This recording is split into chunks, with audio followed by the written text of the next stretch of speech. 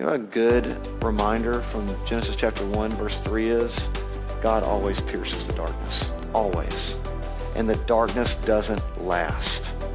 And the high priest, the great high priest who is Jesus Christ, he puts his hands on your life and you take your hands off and you say, my life is surrendered for your purposes. Welcome, everybody, to another episode of the Downline Podcast. My name is Jamie Trussell, the privilege of hosting this for Downline Ministries and pastoring Redeemer Dripping Springs in the Austin, Texas area. We hope this podcast helps you faithfully walk with Jesus while pouring your life into others. Today, we are joined by someone who will be familiar to so many of our Downline people, but Randy Alcorn, welcome to the Downline Podcast. Thank you. Yes, Pleasure to be with you. Well, thrilled to host you. For those that may not be familiar, why don't you give us a 1 minute flyover of you, your family, where you're at, and what you're currently up to? Yeah, my wife Nancy has been home with Jesus for about 4 years now. So that was a tough process that we went through. But we have two grown daughters in their mid 40s, and we have 5 grandsons, 3 of whom are in college right now. One of whom just got married, and another of whom is going to get married this coming summer. I used to be a pastor, but it's been a long time. In 1990, started Eternal Perspective Ministries, and used my time, a lot of writing, speaking, certain amount of traveling, that sort of thing. How did you sense making that jump from the full-time pastoral ministry to Eternal Perspectives? Yeah, what was it like? Yeah, well, how did you even sense the kind of the nudging from the Lord to make that call? Yeah, it was actually, for those who know the story, it was pretty dramatic, but because I was doing peaceful, nonviolent civil disobedience at abortion clinics, we were sued by the abortion clinics. They came to collect a court judgment against us, which I refused to pay because it's going to an abortion clinic. I mean, I'd pay anything that I owe anybody for anything, but I'm not going to give it to people who will use it to kill children. And so that necessitated that I resigned as a pastor. And we had started the church 13 years earlier. And so myself and another guy, I don't know if you know Stu Weber, if you know that name, but Stu and I started the church, and suddenly I was looking at, I can only make minimum wage because anything above minimum wage will be garnished by an abortion clinic. Okay. A fourth of it would be garnished, and we didn't want any money to go to an abortion clinic. So that's what decided that. So then what am I going to do now? And we started Eternal Perspective Ministries and built it from the very beginning to do 2 things that were closest to my heart: missions work and pro-life work. Okay. And I've been a missions pastor as well as a founding pastor of the church. And also just, very strong feelings in the area of pro-life, anti-abortion, all of that sort of thing. So that actually freed us up because the abortion clinic intended it for evil, but God intended it for good, because then I was able to write books. I had written 4 before I had to resign as a pastor. And then now I think I'm up. The one's coming out this fall, and that'll be number 67. So, Oh my word, 67. Yeah. So the key to writing a lot of books is start when you're young and then just get old, which is what I've done. Yeah, but people have to actually want to read them to get to 67. Okay. Well, speaking of books, one of yours and it's one of your, to my knowledge, one of your longer ones, Money, Possessions, and Eternity. Yes. I found very meaningful and I think very appropriate. I've got some specific things I want to ask you about that, but just maybe big picture. How do you think through the idea of finances and the Christian life? Because you do make a line, and I'm paraphrasing because I don't want to misquote you, but it's similar to this, that how we steward our money is one of the essential components of the Christian life. Again, my wording, not necessarily yours, but that's the concept I walked away with as part of what I learned from Money, Possessions, and Eternity. But talk about that relationship and the seriousness of the topic. Yeah, I mean, our lives are so wrapped up in material things. Money is like a thermometer, a measurement of how we're doing. I think biblically, our practices of giving, saving, controlling our spending are pretty vital in terms of stewardship. And stewardship is, in many respects, is the Christian life. Of course, it's not just about money. It's stewardship of everything that God has entrusted to us, the gifting, our opportunities that are given to us in life. And so I think if we don't get a handle on money, money's going to get a handle on us. It's called mammon. Jesus called it mammon, and that's an Aramaic word where it's the money god, basically. And if you are not mastering your money will master you, and really the forces of evil will get a hold of your life in countless ways. And I think the person who is undisciplined in their spending tends to be undisciplined in their moral life. So much of our life is tied to this area of finances. When Jesus said, where your treasure is, there your heart will be also. And we tend to think maybe it would be the opposite. Where our heart is, then our treasure will go. Right. That's right. But really, where we put our treasures determines where our heart goes. And so if we're if my whole life is about my house and my cars and my this and my that, then we're worshiping the money god, and we're missing out on what the one true God has for our lives. Well, and you make the point, and so I don't misquote you. You say, I believe the most financial matters we typically discuss are on the fringes of what's important, light years away from the core issue. Does that work in multiple directions? So things we discuss just person to person, but even the way maybe we preach and teach on it, church corporate considered, what are the fringes that we touch on, and what are the core things that, generally speaking, we might fly past? Yeah, I think we're often talking about the sort of things you talk about with the financial advisor and the retirement plan and investments and those kinds of things. I don't minimize the importance of that, but they're not all important the way that they're made out to be in so many people's lives.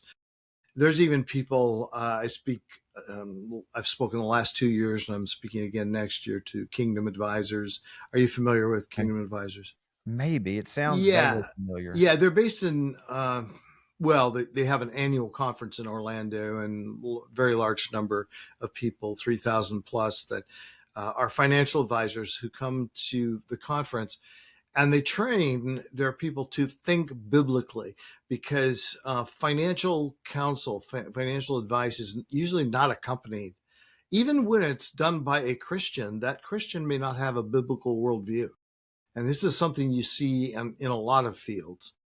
And so, well, of course, I'm a Christian, and maybe I even tithe, which is like that's the ultimate. I mean, if you tithe, you've arrived, and it's sort of like, well, for many of us, including me, 10% of our income is just expendable. It's like a tip to God.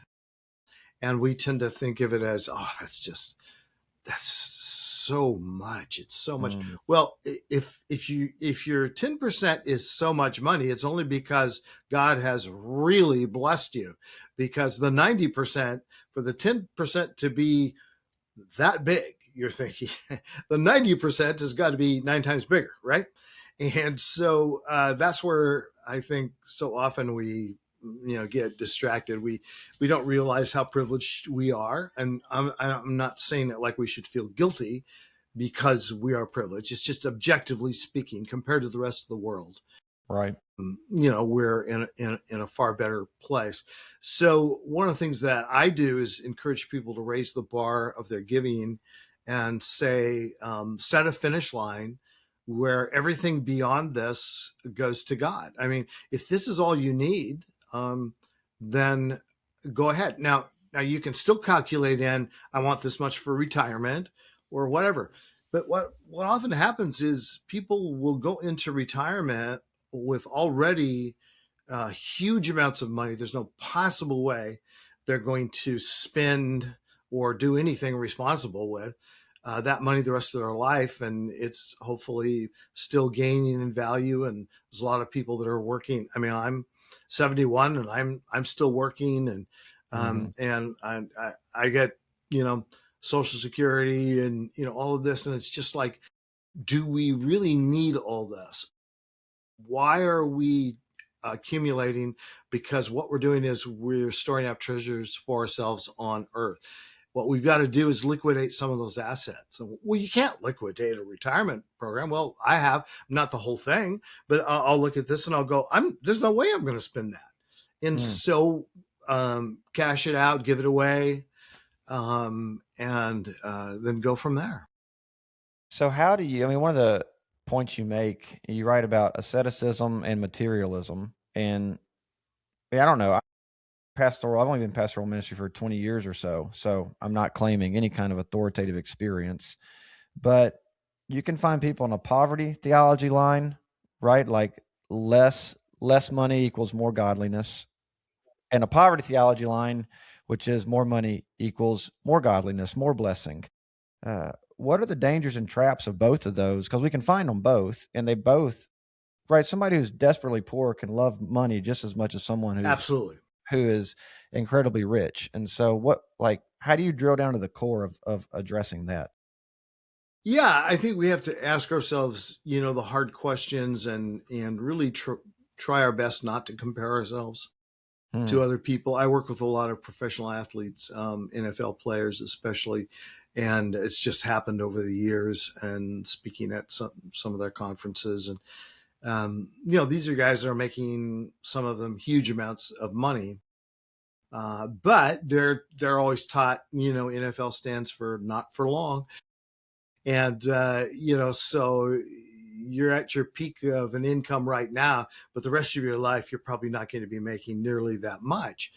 So then they get persuaded, I got to hang on to it. I got to hang on to as much as I possibly can.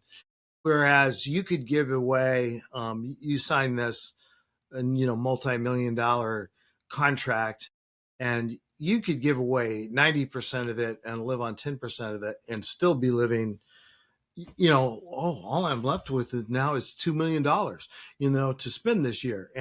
And of course, you're not talking about spending it all this year, or you shouldn't be anyway. A lot of them, unfortunately, do. Professional athletes just, fall into that.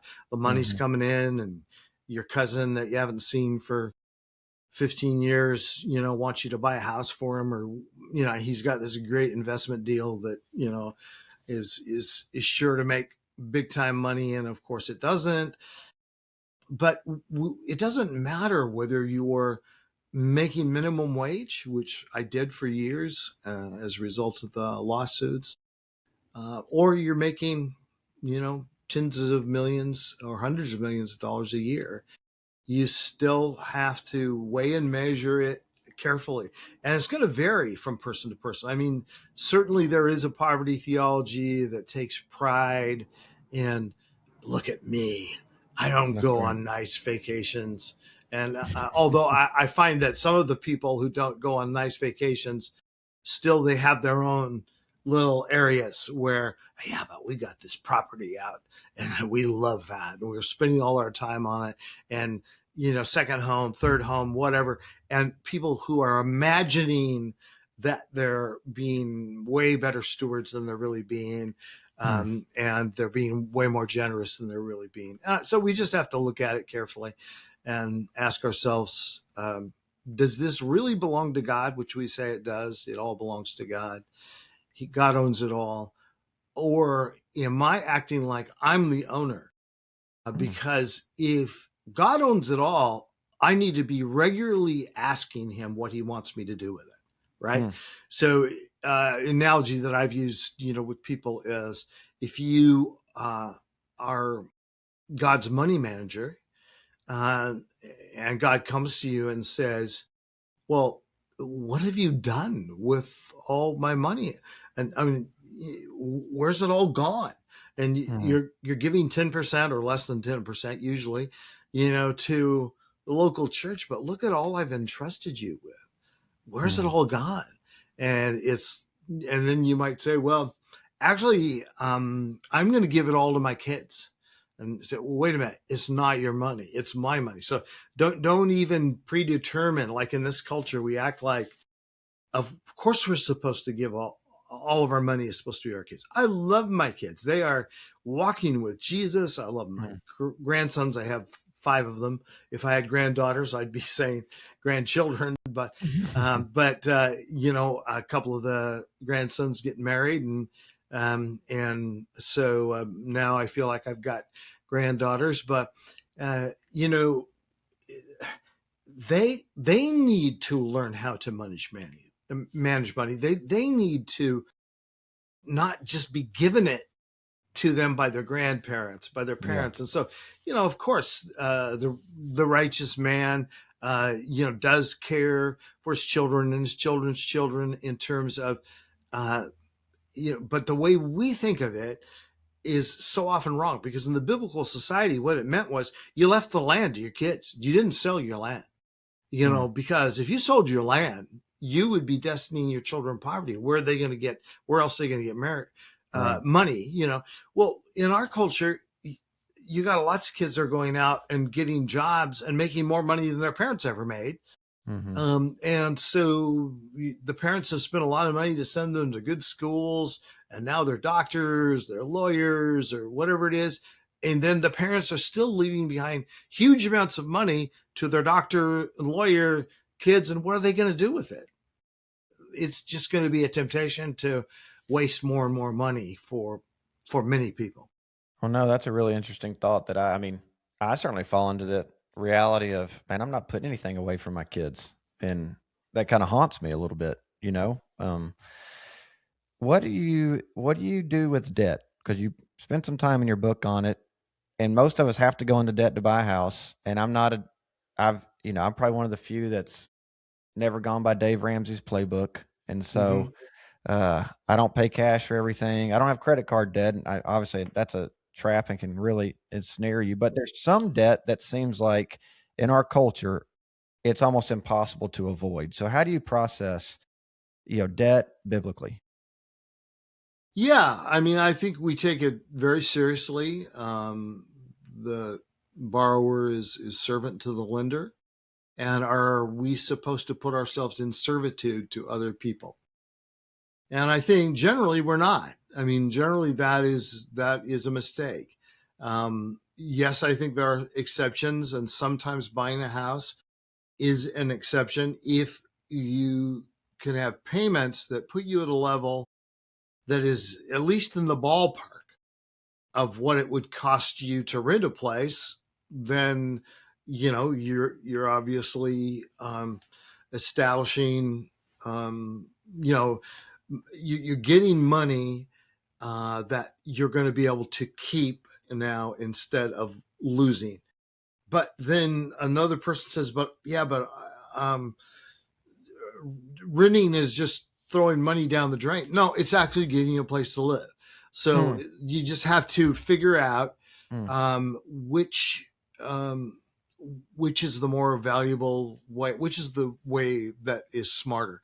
And often I feel like debt is not just, it's not that it's morally wrong as much that it's foolish for us when it's not necessary.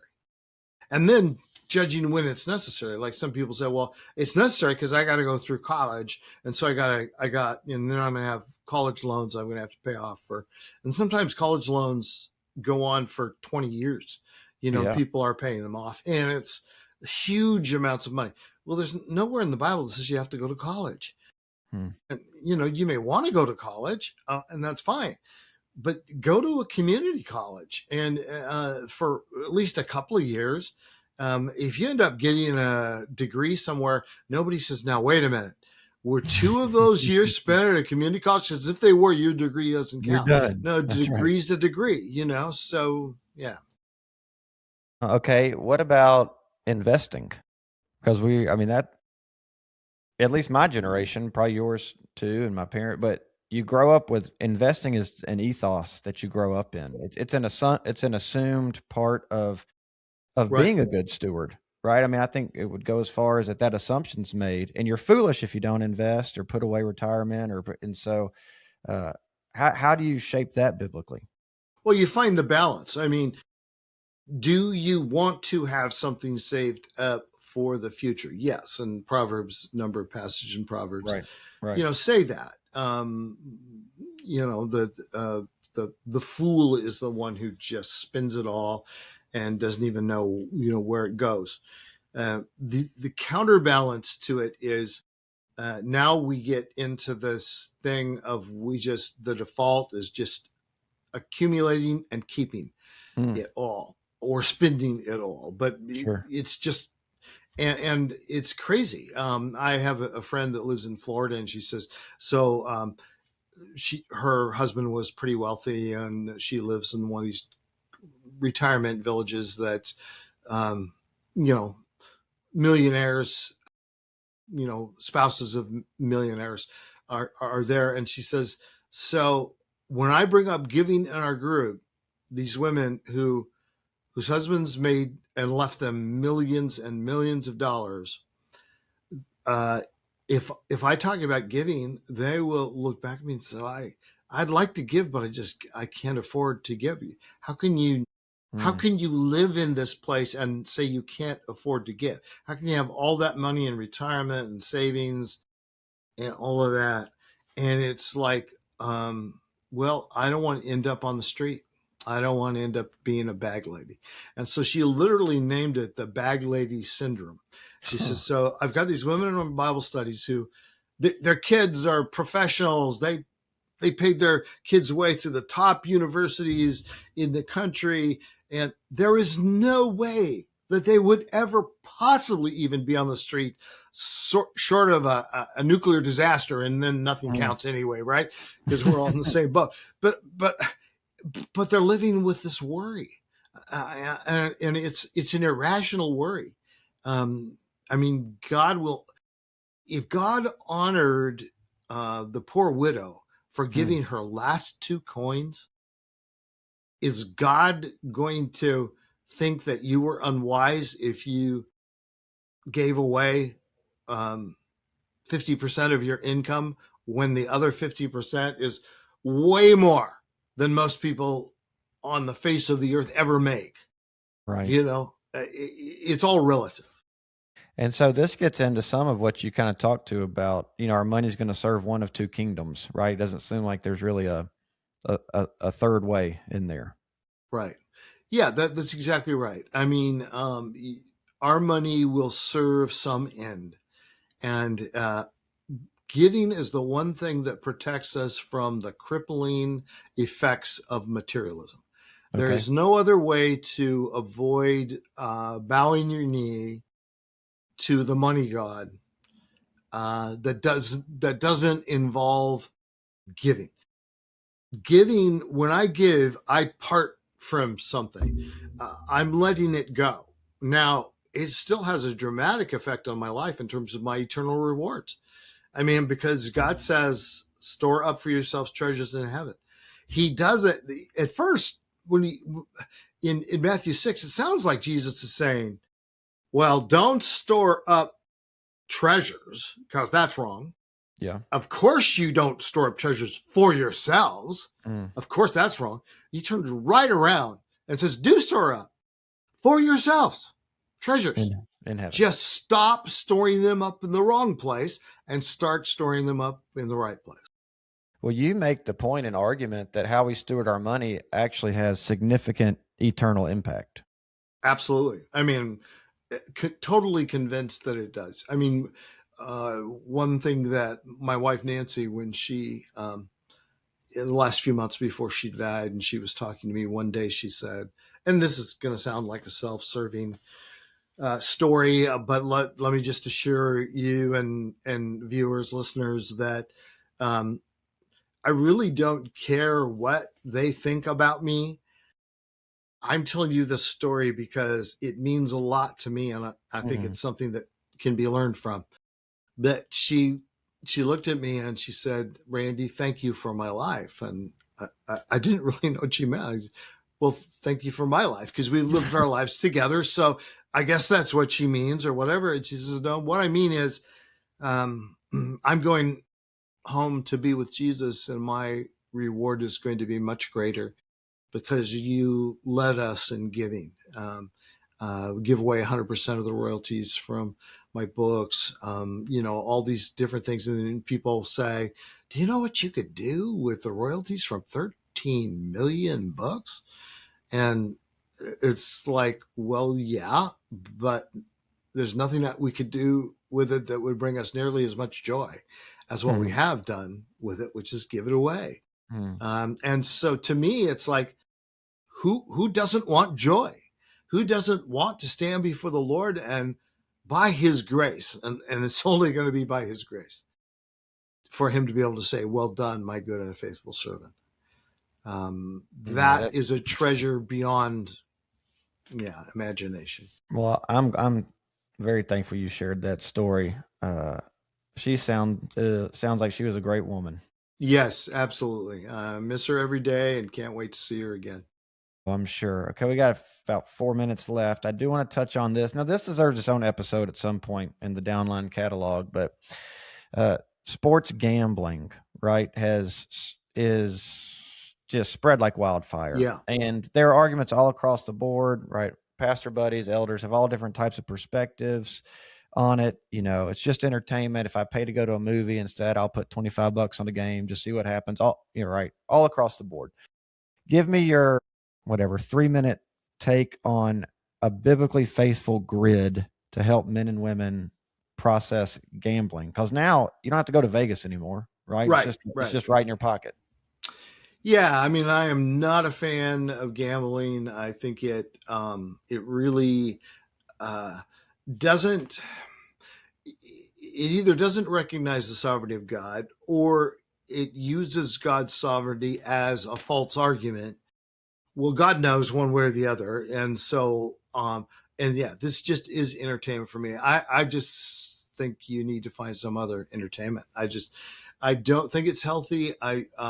It's kind of like, sure, you can drink alcohol, but there are people who should never drink alcohol. If you have proven that you can truly just gamble at this tiny level, I guess that's one thing. But I hear all these stories of people, we went to Vegas, we won enough money to pay for our whole time there, and we had a blast, and it was a free vacation. Okay, first of all, if all of you people who are telling these stories are telling the truth, the casinos are going out of business, right? Because, come on, that's just not true. And you may not be lying. You may think it's true because you did have one night where you had significant winning, but that's the night you remember. It reminds me of when I was coaching tennis with kids where, they could think they could hit a big backhand down the line, and they make it 1 out of 8 times, but they only remember the time they make it.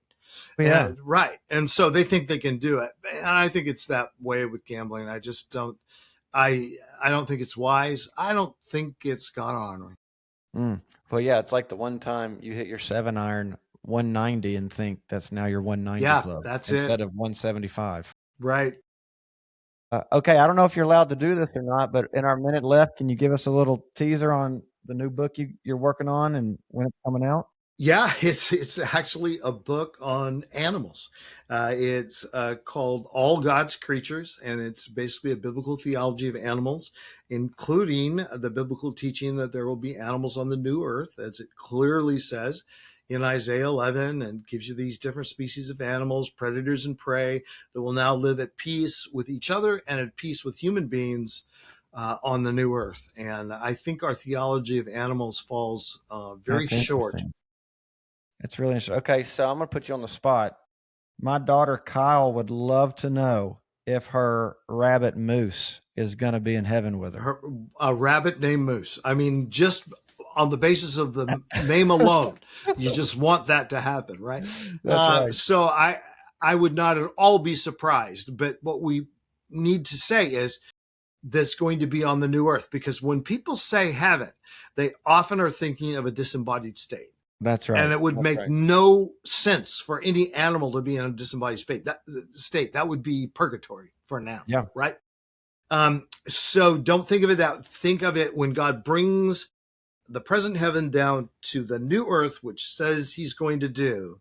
That new earth then will be a return to earthly life in resurrection bodies. And there it makes perfect sense to have animals. In fact, it would make no sense not to. And then the question is, will some of those animals be animals that lived in this life? Well, all the people that are going to be there are people who lived in this life, right? Yeah. God isn't making new people in heaven. Why would he make new animals? He might make new animals, but could some of the old animals be there? And I think Romans 8, seems to say the whole creation waits to be liberated from suffering.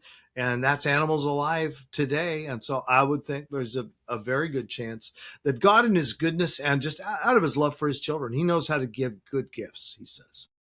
That's so fun. Okay, well, I'm going to tell her that Mr. Randy said yes, and we're going to leave it at that. Moose. Wow. Yeah, he was a Flemish giant. I'm not kidding you. He was like 25 pounds and like 3 feet long when he laid down. He was a big boy. Wow. He was a big one. Hey, thank you so much for your time. We look forward to that book coming out in the fall, and for all the ways you've worked for the kingdom. I'm just so thankful. Okay. All right. Thank you, brother. Great to talk with you. We thank you for listening to this episode of the Downline Podcast. Please subscribe, give us 5 stars, help us to get this content out to as many people as possible as we continue to partner with men and women in the Great Commission as we seek to make disciples as a lifestyle for a lifetime.